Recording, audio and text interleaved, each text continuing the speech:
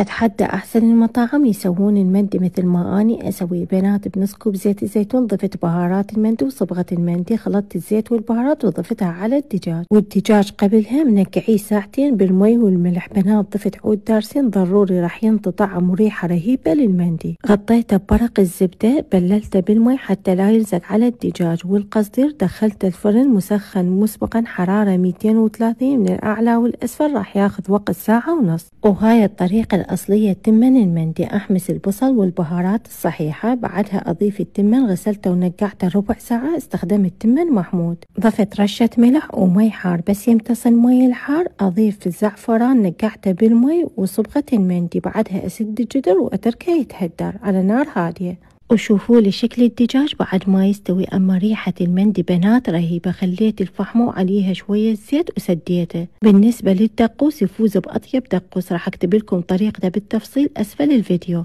وبالنسبة للدجاج طعمه يجنن وذايب، وهذا المندي يفوز بأطيب مندي ممكن تسووه، يرفع راسكم بالعزايم واللمات. بنات إذا جربتوه على طريقتي بعد مستحيل توصوه من برا، وألف عافية.